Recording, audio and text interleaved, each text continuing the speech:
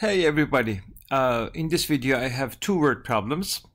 First word problem is very cliche one. The equation below was solved incorrectly. Study the work below. So this is my equation and here are the steps, and there must be a mistake that I'm going to describe by using a good English. What is the solution? Oh, finally, just they want me to solve the equation. What is the solution of the equation? Okay, so here's the strategy. I just want to start solving this equation, and when I'm solving this equation, probably I will have more chance to compare. I want to start from last part. All right, so step one, I need to distribute -3 over this parentheses. Let me write it down.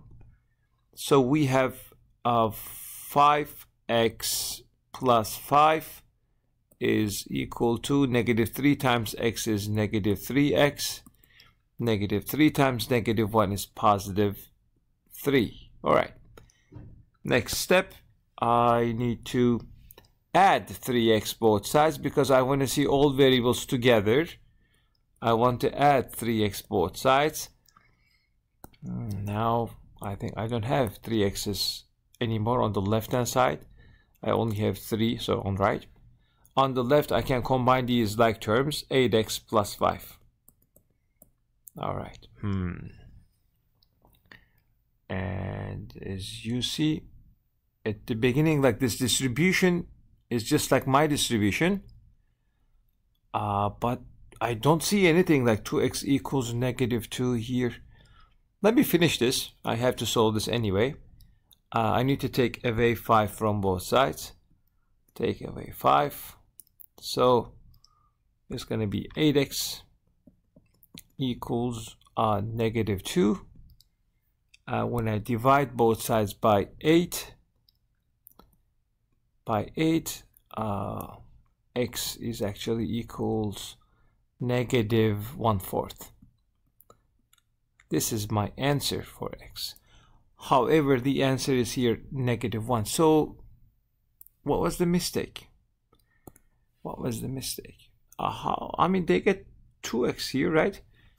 So, remember we had 5x here already, and then I added 3x and I got 8x. If I think they accidentally, they made a sign mistake. They took away 3x from 5x and then they get 2x. I think this is what the problem is.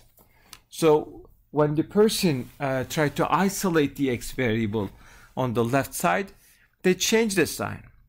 Let's write this down. When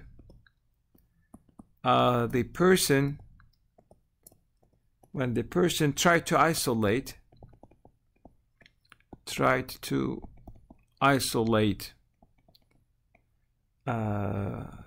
what? The x variable, right? The x variable on the left side. You know what they did? They changed the sign. They changed the sign. Negative, right? They subtracted. They subtracted 3x. 3x on the left. Let me write here. -3x, right? Instead of adding it. That means like plus 3x. I think it was the mistake. So my answer is actually -1/4. Let's see, can we solve one more problem? I think we can. Tony works at a bike store. Tony earns $300 every week, plus $15 for every bike that he sells. write an inequality that can be used to determine the number of bikes B, defined right here. Tony must sell in 1 week if he wants to earn minimum $500. So remember, he is making $300 in 1 week, plus makes $15 for each bike that he sells. 15 times B, and he wants to make more than $500. No, earn a minimum $500. So it should be, this income should be greater than or equal to $500. This is my inequality. It can be greater than 500, but it says minimum $500, so it can be greater than or equal to $500. What is the minimum number of bikes Tony must sell? Minimum number of bikes Tony must sell in 1 week to earn weekly salary of $500. I think it just wants me to solve this inequality.